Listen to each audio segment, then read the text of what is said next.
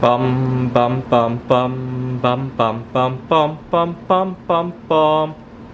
The Peter Dislike Show. Bum bum bum bum bum bum bum. So I went to the bank and got a box of $25 of pennies, and I pulled out the copper ones, right, the ones before '82, and the zinc ones that I had left. I melted to make these Buddhas. So that's a lot of Buddhas I can make, and also zinc has a relatively low melting point. So the graphite mold that I use to make these things, I have two of them, and they have already together combined they have lasted I want to say 400 or 500 pours between the two of them all together, so at least 200 pours each, and then they have no sign of any wear. The only one that I consumed was when I tried to melt copper and silver and a few other high melting point metals like that, and I got 2 silver pours out of one of them, so that's why I don't really like to pour silver. But I think zinc is our future anyway. If I had to choose between zinc and silver, put it this way: tomorrow you're going to put me on board a time machine and travel hundreds of years into the future. What would I bring on board? Well, I'd probably diversify a little bit, but I would probably hold a lot more strategic metals, including zinc, but especially bismuth.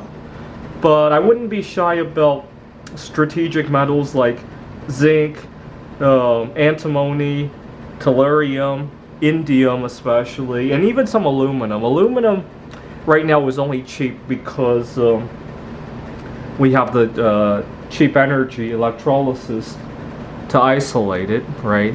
Back in Napoleon's time, aluminum would have been the equivalent of $10,000 an ounce today, right?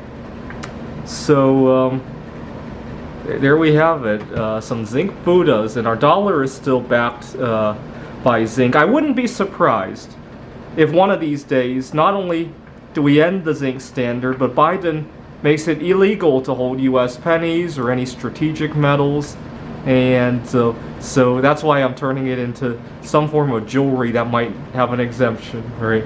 I wouldn't be surprised. If I had to bet, which is more likely, that gold and silver be confiscated or some of the strategic metals, I would guess strategic metals first. And the reason is, think about what might happen over the coming decades. We might go into some kind of conflict where this stuff is actually going to be useful for the technology to be used in that, or the tankers and all that, right? Zinc is used to galvanize anything that's going to be on running in seawater.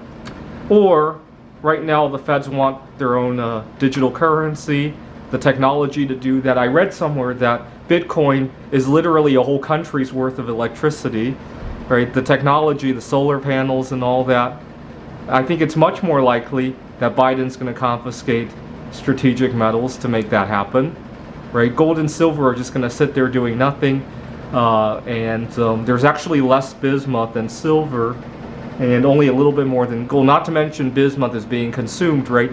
If our economy were to stop, God forbid another pandemic, miners can't be out there, we're going to run out of bismuth a lot sooner than we run out of gold, right?